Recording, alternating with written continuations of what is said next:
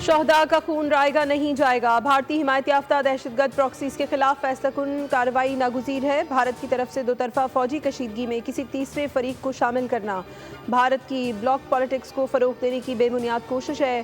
در حقیقت دنیا واضح طور پر بھارت کے توسیع پسندانہ عزائم اور ہندوتوا انتہا پسندی کے خطرناک رجحانات سے بدظن ہوتی جا رہی ہے۔ فیلڈ مارشل عاصم منیر کی زیر صدارت کور کمانڈرز کانفرنس، دہشت گردانہ حملوں میں شہید سیکیورٹی اہلکاروں کے ایصال ثواب کے لیے فاتحہ خوانی، بزدلانہ حملوں کی شدید مذمت۔ آئی ایس پی آر کے مطابق فیلڈ مارشل نے وزیر اعظم پاکستان کے ہمراہ ایران، ترکیہ، آذربائیجان، سعودی عرب اور متحدہ عرب امارات کے حالیہ کامیاب دوروں پر پاکستان کے فعال سفارتی کردار کی تفصیلات سے فورم کو آگاہ کیا۔ فورم کو فیلڈ مارشل کے تاریخی اور منفرد دورہ امریکہ کے بارے میں بھی بریفنگ دی گئی۔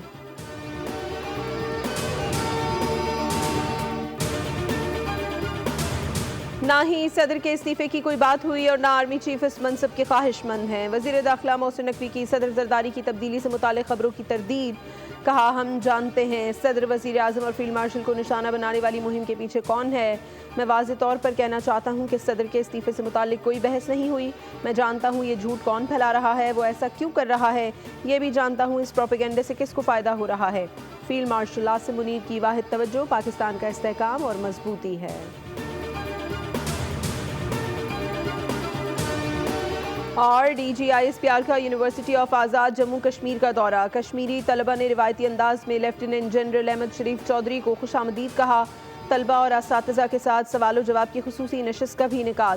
طلبہ کا بھارتی جارحیت کا منہ توڑ جواب دینے پر پاک فوج کو خراج تحسین، کہا پاکستان اور کشمیر کو کوئی جدا نہیں کر سکتا، وہ وقت دور نہیں جب کشمیر بنے گا پاکستان۔